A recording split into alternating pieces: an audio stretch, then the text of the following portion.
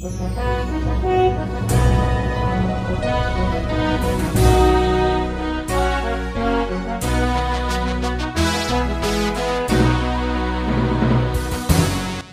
bagi saudara sekalian. Marilah kita siapkan hati dan pikiran kita untuk menyambut firman Tuhan. Kita berdoa. Kasih karunia dan damai sejahtera dari Allah Bapa kita dan anaknya Tuhan Yesus Kristus menyertai kamu sekalian. Amin. Jemaat yang dikasihi Tuhan, firman Tuhan yang menjadi nas khotbah epistel minggu ke-12 setelah Trinitatis pada tanggal 27 Agustus tahun 2023 diambil dari kitab Injil Markus pasal yang ke-8 ayat 27 hingga ayat 30. Beginilah firman Tuhan.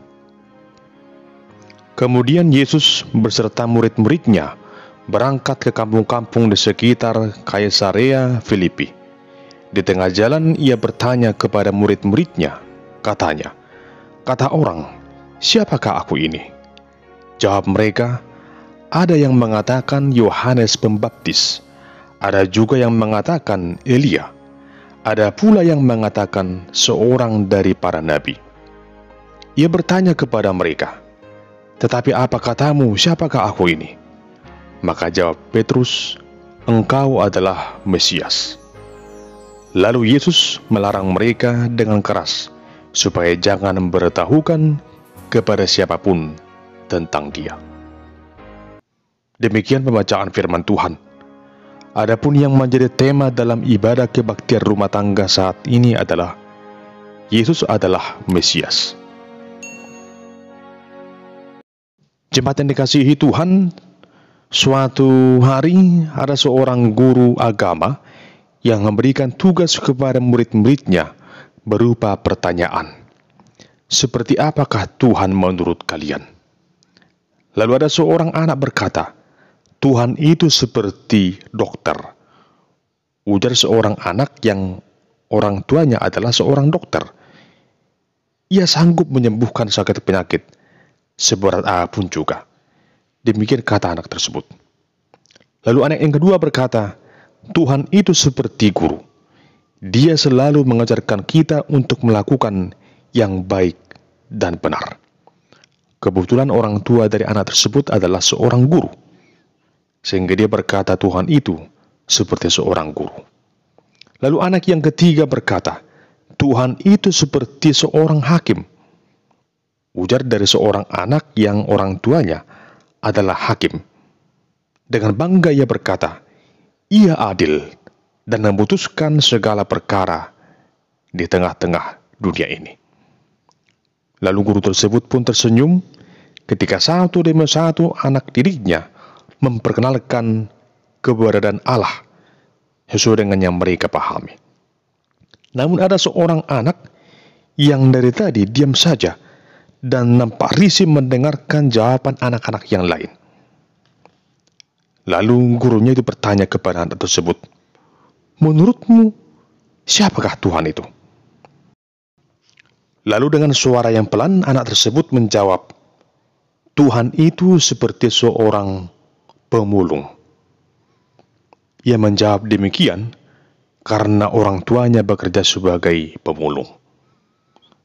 Lalu guru tersebut terkejut bersama dengan anak-anak yang lain, dan anak-anak yang lain mulai protes mendengarkan perkataan sahabatnya itu bahwa Tuhan itu diibaratkan seperti seorang pemulung. Lalu gurunya berkata kepada anak tersebut, "Mengapa kamu samakan Tuhan seperti seorang pemulung?" Lalu anak itu menjawab, "Karena ia memungut sampah yang tidak berguna seperti saya dan menjadikan saya sebagai anaknya yang sangat berharga di hadapannya." Saudara yang terkasih, dari kisah tersebut kita dapat memaknai bahwa setiap orang pasti memiliki pandangan dan pemahaman yang berbeda tentang keberadaan Tuhan. Dan setiap pemahaman itu lahir dari pengetahuan pribadi tentang keberadaan Tuhan itu sendiri. Dalam perikop ini dijelaskan tentang sebuah peristiwa di saat Tuhan Yesus bersama para muridnya sedang di perjalanan menuju Kaisarea Filipi, yaitu sebuah kota kira-kira 40 km di sebelah utara Danau Galilea. Dan pada saat itu ia bertanya kepada para muridnya, "Kata orang, siapakah aku?"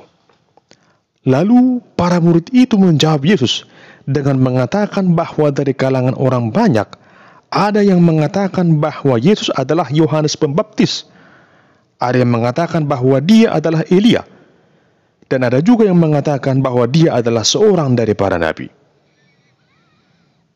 Apa yang mereka katakan adalah menurut pemahaman orang Yahudi, bahwa dengan kedatangan Yohanes Pembaptis, Elia, dan seorang dari para nabi yang lain, maka Mesias tidak lama lagi akan datang. Tokoh tersebut dipercayai sebagai perintis jalan pembawa berita kedatangan Mesias. Ia akan memulihkan pelanggaran dan membawa keteraturan di tengah situasi yang kacau untuk menyiapkan jalan bagi Sang Mesias. Menurut tanggapan dari orang banyak saat itu, bahwa Tuhan Yesus bukanlah orang sembarangan. Dia berbeda dari para ahli Taurat dan orang Farisi. Dia penuh kuasa, dan kuasa yang ada padanya adalah kuasa dari Allah. Namun pandangan mereka hanya sampai di sana, mengakui kuasa Yesus lebih dari segalanya, namun belum mengenal siapa Yesus sebenarnya.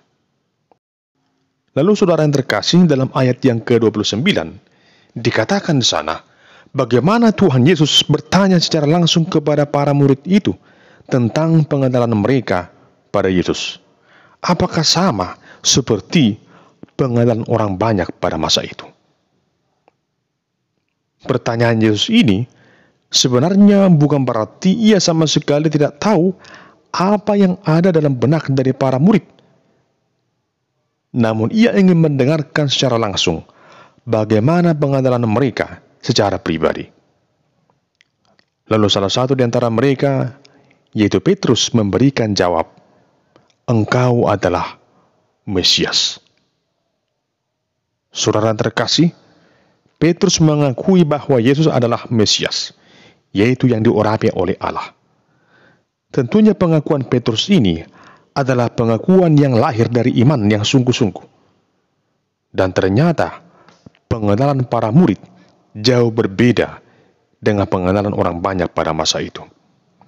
Lalu pada ayat 30 dikatakan, lalu Yesus melarang mereka dengan keras supaya jangan memberitahukan kepada siapapun tentang dia. Jemaat yang dikasihi Tuhan, Tuhan Yesus melarang para murid untuk mengatakannya karena Tuhan Yesus ingin agar orang banyak mengetahuinya lewat pengalaman mereka sendiri. Yesus mau agar orang banyak benar-benar memiliki pengenalan yang sama seperti para murid.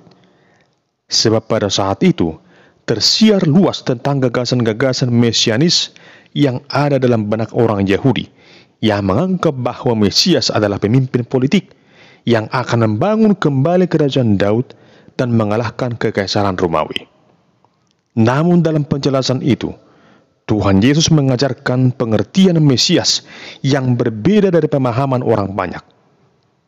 Jika kita lanjutkan membaca pada ayat 31 dan ayat selanjutnya, di sana dikatakan dengan begitu jelas tentang penderitaan yang harus dihadapi oleh orang percaya.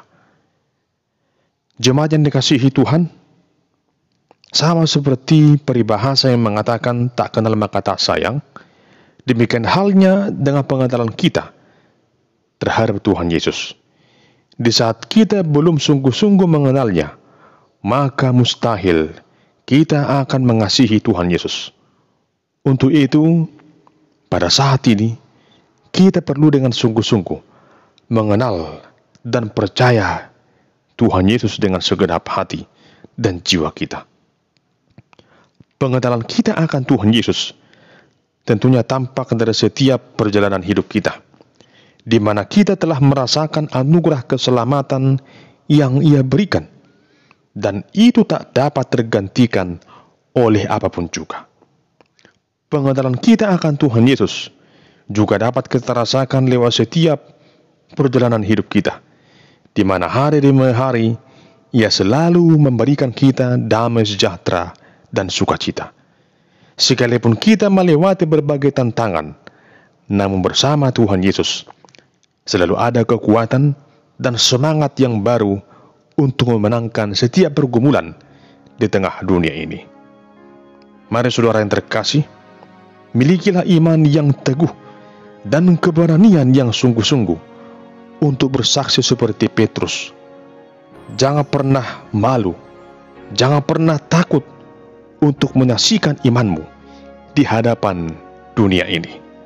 Mari tunjukkan kesaksian iman saudara lewat perkataan, lewat perbuatanmu dengan segenap hati, dengan penuh kesungguhan untuk berani mengatakan dan mengakui bahwa Yesus adalah Mesias, Kristus, Tuhan dan Juru Selamat hidup kita.